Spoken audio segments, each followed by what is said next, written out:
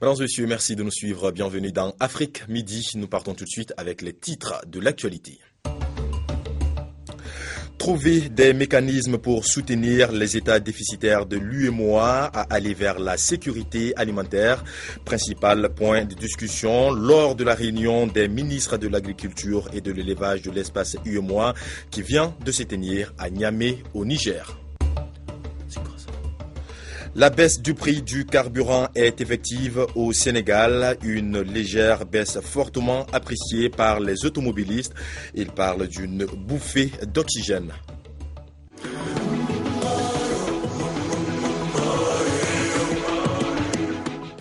Voilà pour le sommaire. Bienvenue dans cette édition. Pour la première fois dans l'histoire du pays, un président démocratiquement élu en la personne de Béji Caïd Essebsi. Il a recueilli près de 56% des voix contre 44% pour son adversaire Monsef Marzouki. Sékou Tangara pour le commentaire. Le nouveau visage du pouvoir en Tunisie, c'est lui, Béji Caïd Essebsi, 88 ans, ancien ministre de l'Intérieur et de la Défense sous Habib Bourguiba et aujourd'hui leader du parti Nida Tounes. Cette formation politique a vu le jour après la révolution du Jaspin qui a chassé du pouvoir le président Ben Ali en janvier 2011. Aujourd'hui, Béji Caïd Essebsi remporte donc l'élection présidentielle avec 55,68% des voix et entend au cours de son mandat restaurer l'autorité de l'État. Premièrement, j'aimerais un retour de l'État. Mais quel État ? Un État de droit dans lequel les citoyens et les citoyennes soient égaux devant la loi. Et un État juste pour que tout être humain y trouve ses droits. Pas un État de favoritisme. Ratisser large semble avoir été le credo du nouveau président de la République qui, au cours de la campagne, a su rallier à sa cause un nombre de formations politiques, à la différence de son adversaire et président sortant. Il a le sens de l'État, Deuxièmement, le sens de l'union également. Vous voyez, cette image-là, je ne pense pas que Marzouki peut réaliser une telle image. Les partis qui le soutiennent n'osent même pas le soutenir donc devant les médias en public. Si beaucoup d'observateurs le considèrent comme l'homme de la situation, d'autres le trouvent par contre trop vieux, en déphasage donc avec les aspirations de la jeunesse, ce que demandent ses partisans. En matière de démocratie, évidemment, Bourguiba n'avait pas franchi le pas. Il a essayé de le faire, mais cela n'a pas réussi. Au XXIe siècle, évidemment, la démocratie devient l'une des composantes fondamentales de tout État. Béji Caïd Essebsi devient au sortir de ce scrutin le premier président démocratiquement élu de l'histoire de la Tunisie. Les ministres de l'Agriculture et de l'Élevage de l'espace UEMOA viennent de tenir une réunion à Niamey au Niger, une rencontre au cours de laquelle ils ont analysé la situation agricole et alimentaire dans l'espace. Objectif, trouver des mécanismes pour aider les États déficitaires de l'UEMOA à aller vers la sécurité alimentaire. Au cours de cette réunion, les ministres de l'Agriculture et de l'Élevage ont analysé la situation agricole et alimentaire dans l'espace UEMOA. L'on retient que la sécurité alimentaire et nutritionnelle reste préoccupante. Les participants ont jeté un regard critique sur l'état de mise en œuvre des engagements pris par chaque pays pour une meilleure gestion de la sécurité alimentaire et nutritionnelle. La délégation ivoirienne était conduite par le ministre des Ressources animales et halieutiques. Nous avons besoin aujourd'hui de développer certains secteurs qui ont été pris en compte par les recommandations, à savoir la production aquacole. Vous savez, c'est vrai, nous bénéficions d'un espace maritime, mais aujourd'hui, en raison des surpêches et des pêches illicites qui sont perpétrées dans nos eaux, nous devons nous tourner vers d'autres voies. Les recommandations faites par les experts portent entre autres sur l'élaboration d'un plan en vue de prendre en charge les populations en insécurité ou en déficit alimentaire, Il faudra également favoriser une fluidité des échanges en matière de produits agropastoraux et halieutiques. Mahamadou Issoufou a promis que les chefs d'État de la Commission sécurité alimentaire de l'espace UEMOA se pencheront sur les recommandations en mars 2015 à Niamey. Le ministre malien de la Solidarité, de l'Action humanitaire et de la Reconstruction du Nord vient de séjourner dans la capitale mauritanienne. Au cours de sa visite, il a rencontré les réfugiés maliens qui s'apprêtent à regagner le Bercail. Sujet abordé, l'évolution des pourparlers d'Alger. Les réfugiés maliens en Mauritanie enregistrés dans les camps d'Embera sont à ce jour estimés à plus de 57 000. Ces chiffres voient décroissant du fait des retours spontanés. Le retour au bercail de nos compatriotes dans ce pays, le ministre de la Solidarité, de l'Action humanitaire et de la Reconstruction du Nord était venu sensibiliser sur la question. Au cours des échanges, les réfugiés maliens en Mauritanie, si l'on en croit leurs responsables, sont prêts à retourner au pays, mais attendent de voir une issue rapide des pourparlers. Volontariat et respect de la dignité du réfugié, le ministre Konaté a martelé les deux principes qui vont dicter toute opération de retour au bercail. Ce qui est encourageant, c'est que la réaction première qu'ils ont eue, c'était l'impatience de voir signer les accords. Ils nous ont dit qu'ils voudraient une paix définitive, ils voudraient des accords signés le plus rapidement possible parce qu'ils sont impatients de rentrer au pays. Après avoir expliqué aux réfugiés les avancées notables du processus d'Alger, le ministre Konaté a rencontré nos compatriotes établis en Mauritanie au niveau de l'ambassade du Mali sur le même sujet. Ces derniers suivent avec beaucoup d'intérêt l'évolution des pourparlers. J'apprécie à sa juste valeur la démarche engagée par le gouvernement à travers ce ministre-là de la Solidarité, qui consiste donc à informer, qui consiste à sensibiliser et qui consiste vraiment à dire tout droit ce que ces accords prévoient. En attendant un accord de paix du côté d'Alger, les réfugiés maliens en Mauritanie peuvent scruter l'horizon avec beaucoup de sérénité, car en plus des assurances sécuritaires données, le ministre Konaté leur a remis au nom du président de la République, Ibrahim Boubacar Keïta, une enveloppe symbolique. Hors de nos frontières, les connexions à Internet ont été totalement interrompues hier pendant 9 heures en Corée du Nord suite à une panne géante. Selon des experts informatiques, il pourrait s'agir de représailles suite au piratage massif de Sony. Connexion interrompue en Corée du Nord. Pendant plus de 9 heures, l'accès déjà très limité a été réduit à néant. Pour certains experts en informatique, une cyberattaque est possible. Quand nous voyons la connectivité des réseaux devenir intermittente et disparaître entièrement, cela peut très bien venir d'une attaque qui est en train de se produire. Mais il est important de se rappeler qu'il s'agit d'un scénario parmi d'autres. La panne intervient quelques jours après la déclaration du FBI affirmant que Pyongyang est à l'origine de la cyberattaque massive contre Sony Pictures. Barack Obama s'était alors engagé à apporter une réponse proportionnée, a-t-il dit.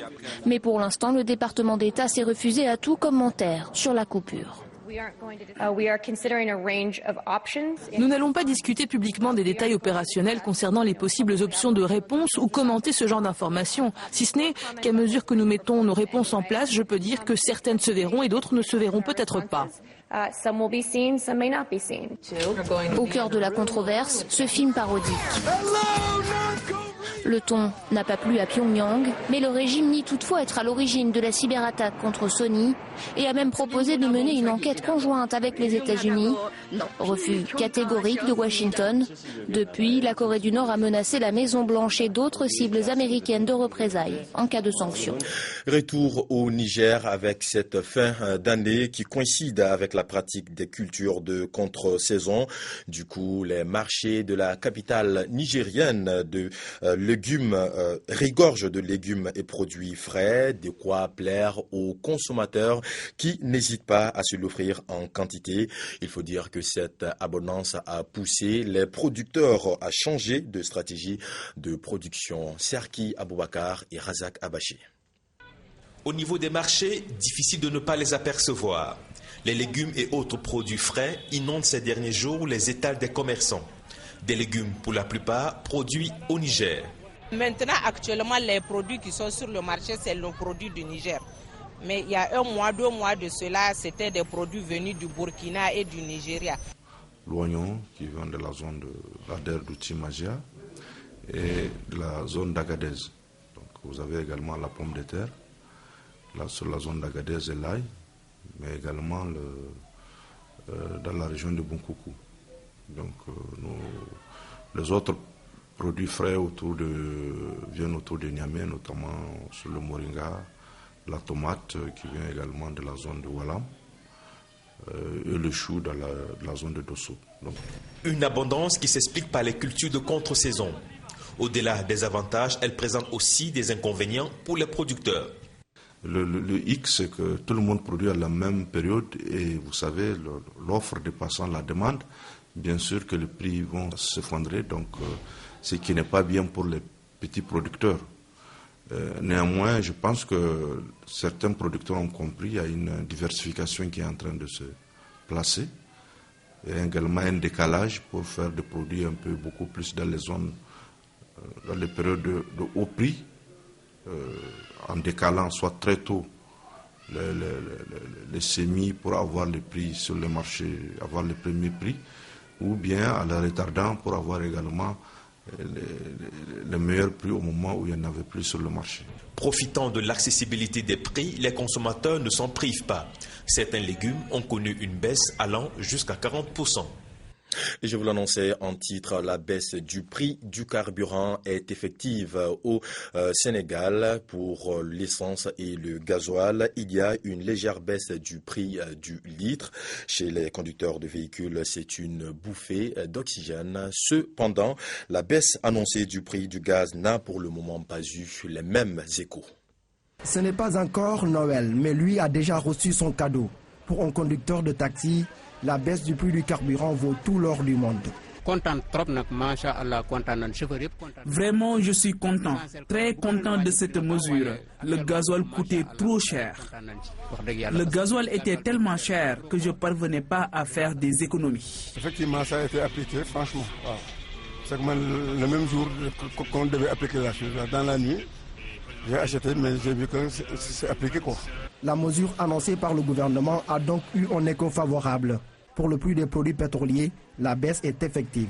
Avant, le prix du gasoil c'était 792, celui de l'essence 889.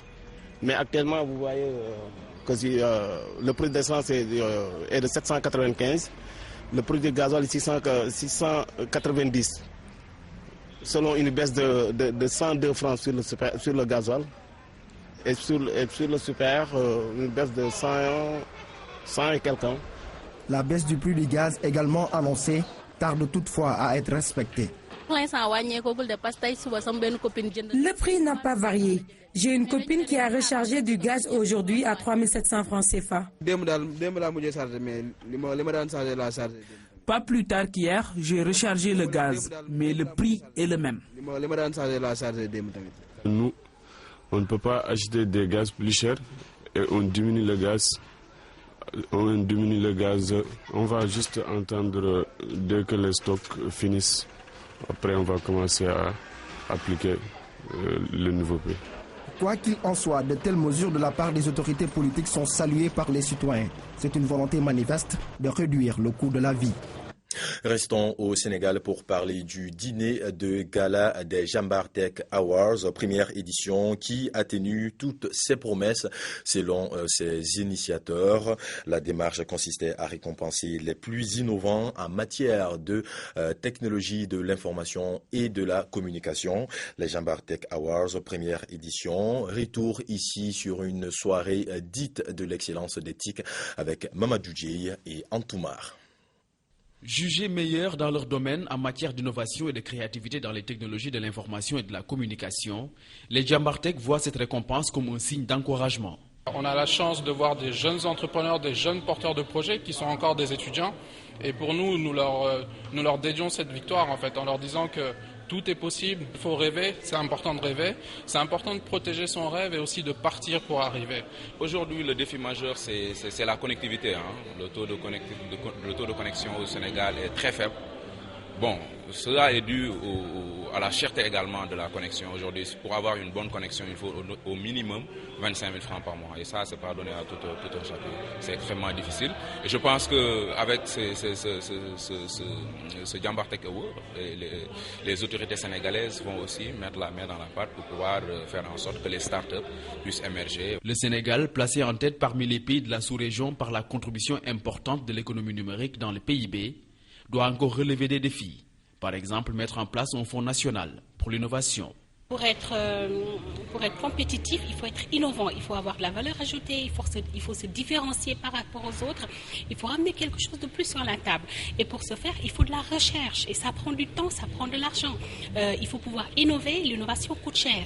Donc aujourd'hui, ce qu'on demande, c'est que vraiment l'État nous appuie avec un fonds pour ce genre de projet de recherche et développement et pour tout ce qui est innovation, effectivement.